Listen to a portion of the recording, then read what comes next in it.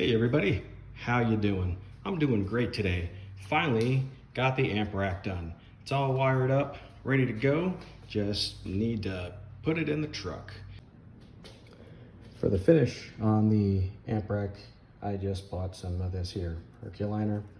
Sprays on real nice, gives it a nice looking finish, durable, protects it from moisture. Because of course with MDF, you don't want moisture getting to it, because that stuff likes to expand. But anyway, I'm sure you can use any type. This is just what was at my local auto store. Probably 14 bucks for the can. Plenty of it left, and I did front and back. Gonna use it on the speaker box too when I get to that point. Just wanted to go over a couple things that I used for the install. One thing that comes in really handy are these here. These are threaded wood inserts. You can get them off Amazon. They're relatively inexpensive. Get yourself a couple different sizes. M4, M5. I think I have some M6s too. Don't know if I'm going to need those, but you know, they weren't very expensive. They come in really handy because since this is MDF, you know, if you want to take stuff off, you need to take things off to service them. If you're just using regular wood screws to hold everything in, you pretty much get 1 or 2 times to unscrew and then screw everything back in. Well, when you have these, you can take the screws in and out as many times as you'd like, and it's never going to degrade anything. It's pretty simple to install. You drill yourself the appropriate size hole for this, and then get yourself a hex key. Some kits come with it, some don't, but you get yourself a hex key, and then it just screws right into the wood. And then you take your corresponding screw and just screw it right in. It's pretty self-explanatory. For both the positive and the negative fuse blocks, I used the M4s, M4 by 10 millimeters. In the 1/2 inch MDF, it was sufficient. You don't want to drill all the way through. Basically, you want to do the old tape trick on your drill bit.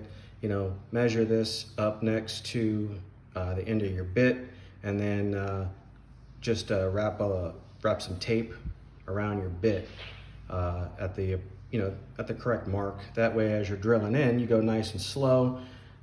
When you hit that tape mark, you know you're in far enough. Screw this in, and you're off to the races. So there's that. Get yourself a screw assortment, various sizes, because you might need different lengths, I should say. Not different sizes, different lengths. The DSP and these, like I said, were M4s. The wood inserts were M4 by 10 millimeter, and I was just able to use M4 by 10 millimeter screws. I used M5 wood inserts for both the amps. This I actually had to run up to the hardware store to grab the bolts for, because it required M5 by 30 millimeter length, just because of where the screw head actually sits. You know, I needed that extra length that I just unfortunately didn't have in the screw assortment that I got. This one here, I believe, took M5 by, I want to say 20 millimeter, just because, you know, a little more shallow on that. Anyway, for the wiring, I didn't want to drill 1,000 holes in the amp rack, so I used wire saddles. These things are fantastic. You can get these in a kit too, pretty inexpensively. Where'd they go? Here we go. Dump these out. Here we go. These are the wire saddles. They're really handy, and they also come with screws, so it sits flush when you screw it down. Of course, drill yourself little pilot holes, and then put your wood screw in, and then of course you got your zip ties for that. But it's nice because it keeps all the wires up off of the board. It doesn't require 1,000 zip ties to keep them still, and it'll alleviate any potential vibration on your amp rack from the wires. So those are great. Not very expensive either. Can't remember exactly how much I paid, but pretty sure it was less than 10 bucks. I wanted to make sure that I kept my power wire all separate from my signal wires, just to hopefully alleviate any potential sources for noise. Again, use the wire saddles back here with the loom run over it. Even if there's a little vibration where it touches, it probably won't be audible to me or anybody sitting in the back seat. Let's see where I leave off. Oh yeah, I'm sorry, my ADD's got me going all over the place. Got my ground bus bars already installed for the negative wires. When you get your fuse block, of course, you want to make sure that you get the appropriate fuses based on the power of your amplifiers. That's really important. If you go too large, then it might not pop when it needs to. And if you go too small, it might pop when you crank it up a bit. So I've got my secondary auxiliary fuse block here. I'm going to be, like I said, making a beauty panel for this at some point with some LED accents and everything like that. So I want to make sure that I've got switched power for the LEDs. That's going to come off my relay to the switch side.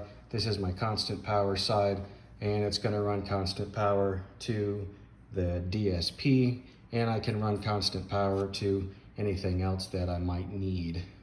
Of course, ground over here is attached to this fuse block here.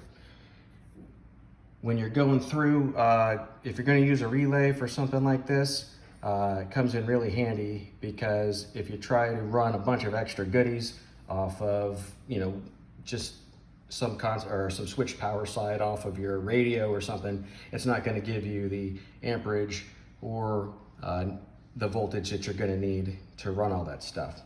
Now,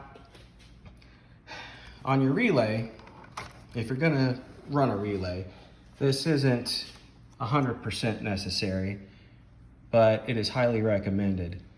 Get yourself some flyback diodes. Some relays come with them built in.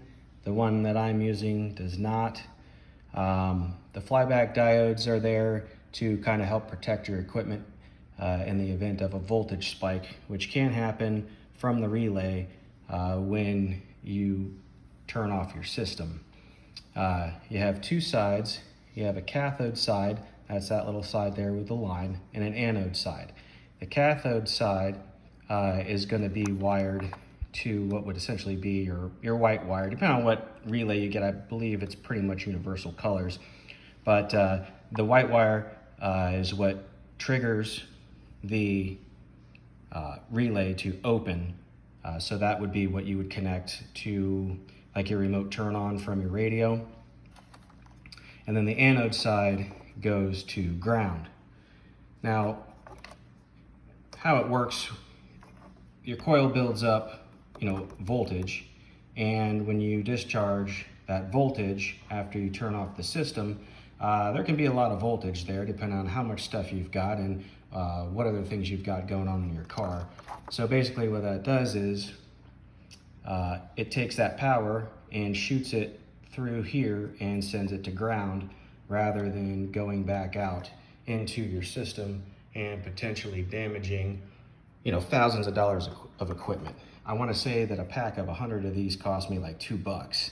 I'm never going to use 100 of them, but what boils down to maybe 10 cents for this little thing could save your thousands of dollars worth of equipment. So you can opt to solder these in between, these two wires here, but I was able to maneuver it into this, and there's a little divot in the male side here. So when I put it together, it sits in and does what it's supposed to do. So that's about it. If you have any questions whatsoever, leave them in the comments. I'll do my best to answer them. But I'm excited to get this thing installed in the truck and get this system buttoned up. Alrighty, y'all. Talk to you later. Peace out.